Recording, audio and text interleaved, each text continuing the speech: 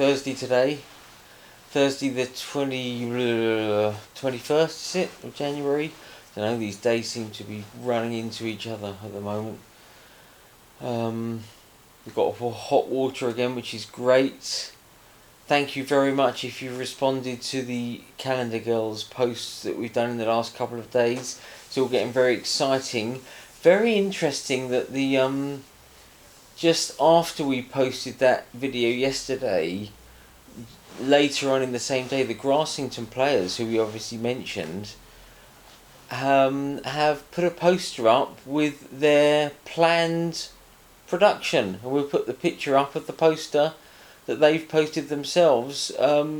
Despite the rights at the moment on the Concord website, it is Concord that's dealing with the rights, still haven't released them. So whether Grassington players know something we don't know, who knows? But let's hope that everything's hunky-dory, and perhaps they're just preempting the fact that they're about to get the rights for the premiere for the musical. That'd be nice, won't it? Anyway, good luck to them. Fantastic. What we're going to do today is a little bit different. We're going to just talk a little bit about pantomime. Obviously the Panto season has been wiped off the face of the earth this year, and it's a very British institution, shall we say, year in, year out. All the professional pantomimes have been wiped out, all the amateur pantomimes have been wiped out. There's only a few online things that maybe are going on at the moment, and so what I thought we'd do is give you a few pointers from some of the big professionals. We got loads of these, I'm afraid. Not all today. I'll just do a few today, and but I've got loads of these waiting in the wings. Loads of pantomime advice from some of the biggest panto stars in the country. Christopher Biggins, King of the Jungle. Don't get much bigger than him in pantomime, although he is getting on a bit now. He was 70 last year. Biggins said to us, "Of course, pantomime is producing the audience of the future, because what happens is, if they have enjoyed the pantomime this year, they'll book for next year's show. But not only that, they'll get hooked on theatre and may well go and see Shakespeare or Chekhov. So we are breeding ground for theatre, which I think is very important indeed." And Craig Reveller-Horwood tells us a lot about that, and we'll talk about Craig probably in one of our upcoming little videos. Brian Conley, another great big panto star. Brian's done just about anything, and very funny man, Brian. He says to us, the thing to remember is that pantomime is a vehicle to hang as much comedy on as possible. It has to be comedy driven. A lot of it is visual, both in terms of the comedy and the set. It has to be spectacular so that people are completely blown away. I'll come back to Brian. Let's read something. Brendan Cole, the ex-Strictly professional dancer, said to me he was in Aladdin at Woking Theatre not that long ago. He says to us in an Australian accent, "You're either a diva or a dick, so I'll sit back and wait, and if I'm asked to do some stuff, then I'll be happy to do it. Until then, I'm very happy to respect their situation." That, of course, is talking about bursting in and saying, "Yeah, I'm a great dancer. Do you want me to direct the show? Do you want me to show you what to do choreography-wise?" Bobby Davro, who was in the same Aladdin as Brendan Cole, and Bobby Davro, you might think of him a little bit as Yesterday's Man, yesterday's stand-up from the 80s, 90s, whatever. But very experienced professional performer, Bobby Davro, and he's got a lot to offer, believe me. And Bobby told me, "I think the basics of pantomime will always remain the same. There is a unique set of laws and a basic rhythm of jokes that won't change. It's just a different and unique style that I think, and you have to learn that to make it work. You have to learn how to pull focus and not distract." Very interesting, the two things. Pull focus but not distract. He carries on. The other thing about pantomime is that when you write, you have to focus the writing on the adults. Interesting. That's not to say it's not for children as well, but you write for the adults. The innuendo, content and double entendres completely go over the kids' heads. And as long as it's not smutty, it will work. How interesting. Leslie Garrett played the fairy godmother coming into Wimbledon Theatre. Now Leslie Garrett, obviously, world famous soprano. And she thought she'd try luck at pantomime a couple of years ago. So she played fairy godmother. And she and one of the loose women, of course, very down to earth. And got a lot of sense to talk as well. As far as the children are concerned, Leslie tells me, at the moment I am the fairy godmother and can do magic. That's very interesting, isn't it? Because children absolutely believe, the toddlers believe what they see on the stage as real. The fairy godmother is also such a motherly character. She's very safe and is very appealing. She's basically Mrs. Fix-It, which is how I'm seen in my family. So this character is very familiar to me. It wouldn't be possible to achieve. This is something else she's speaking about as regards amateur dramatics going into the pantomime. It wouldn't be possible for me to achieve the level I've achieved today without professional training, but equally it would have been impossible for me to get where I am today without the amateur training I had before that. It's that important. That's interesting, isn't it? How nice that Leslie looks at amateur theatre as in such an important thing, and she's one of the most professionally trained professionals there is on the circuit. You can't get much more professional than being an opera singer. And Leslie also says the amateur movement is probably more important than anything. It really is. It gives us all the start we need. The amateur world is absolutely vital. So fantastic, fantastic.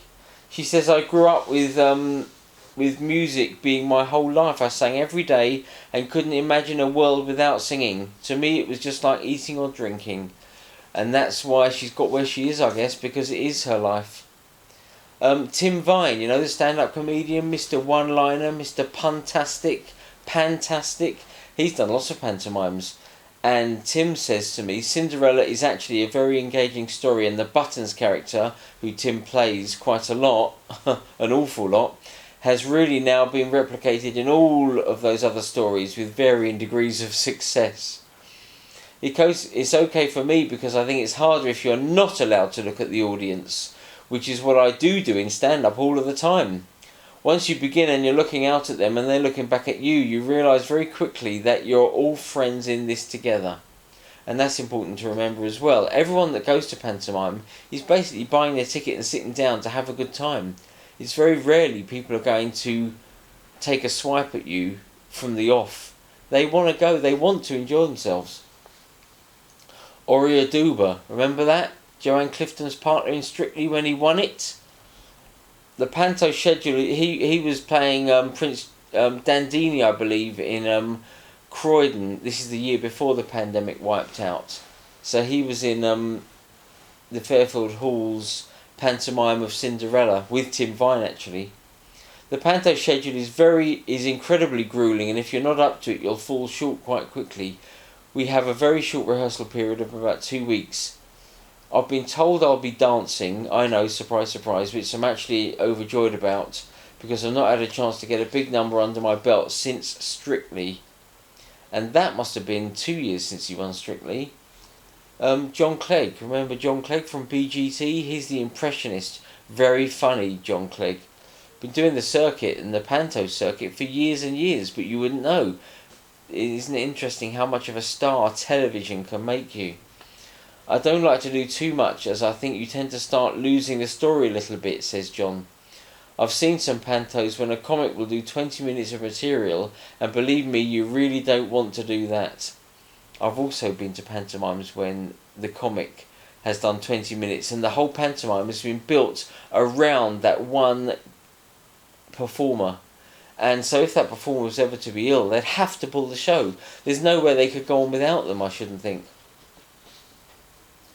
So there we are. Yazdan Koufouri, he's the Iranian-born young performer who was in the band. You remember the music written by Take That music, all the songs of Take That.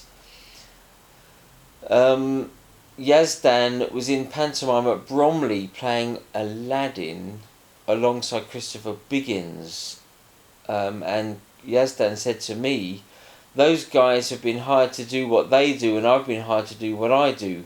Instead of throwing a pie in someone's face, I'll be getting a pie in the face." And he's obviously referring to the fact that as Aladdin, he's very much seen as the straight man, whereas a lot of the fun is had all around him, and he's got to drive the story forward for the young children, of course. But Yazdan says to me, in the book True and False by David Mamet, he says that the only way you can learn is by doing. And he talks about the fires of an audience, and it's only in front of an audience that you know you're doing the right job. You can do 1,000,000 exercises in drama school, but it's only when you get in front of an audience that you really are tested. That's interesting, isn't it? Because he's talking about going into the profession without necessarily having a drama school training behind you, which is what we were talking about when we were engaging in the old rep theatre, the story of rep theatre, repertory theatre. Arlene Phillips, pantomime now is the thing to do. There was a time when pantomime would have a small p, but now it's pantomime with a capital P, and it's getting much more respect nowadays, and I'm going to rush through these a little bit. Matthew Kelly, who doesn't know Matthew Kelly, all 6 foot whatever it is of him, and he plays with his son Matt Rickson, who's been in Hairspray as well as lots of pantomimes, and they often do a double act, the Two Ugly Sisters, and believe you me, I've met them both together. They are about 6'8" in their dame heels and their get up, and they are both exactly the same stature. It's quite frightening. I'm talking to Matthew and Matt at the same time, and Matthew said to me, I've met him a few times, pantomime is what I always used to do when I was an amateur. It's the thing that's made me want to be an actor in the first place. It's different from Pride and Prejudice, I suppose, or it'll just be like Mr. Bennet but with massive knockers. Ha ha. That is a bit of a ha ha as well, isn't it? Now, Sue Pollard, who was down in Tunbridge Wells playing the evil queen.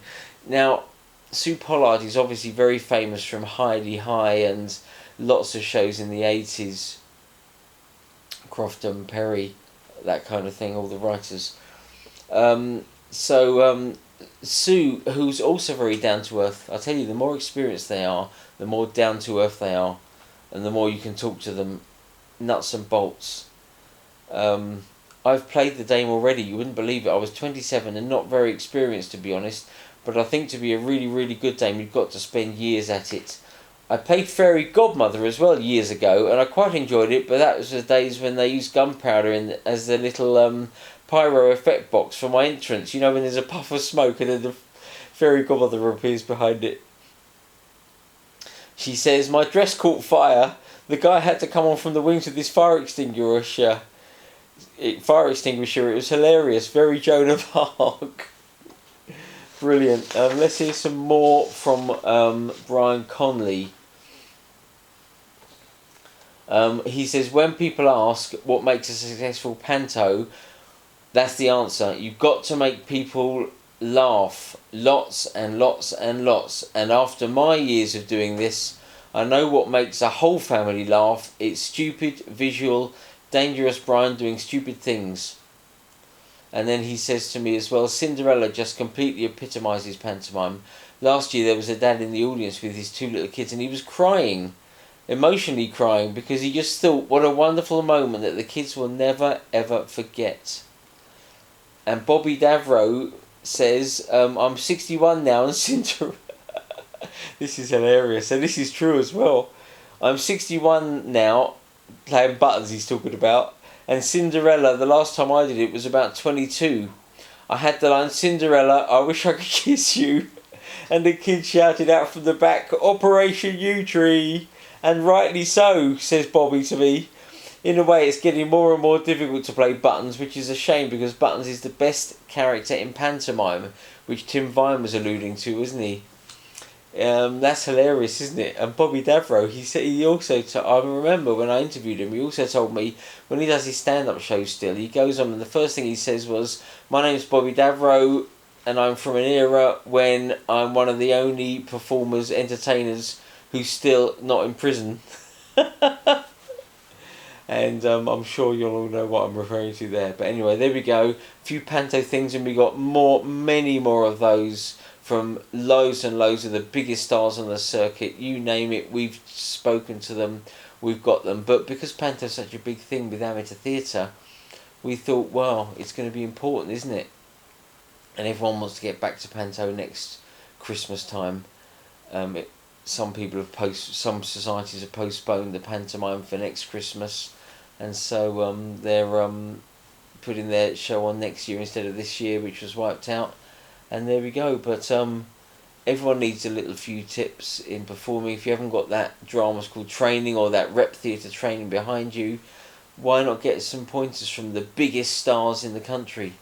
They're the ones that do it day in, day out. They're the ones that can tell us what to do. So there we go. Stay safe. Stay well. We'll be back, won't we? Speak to you soon. Bye for now.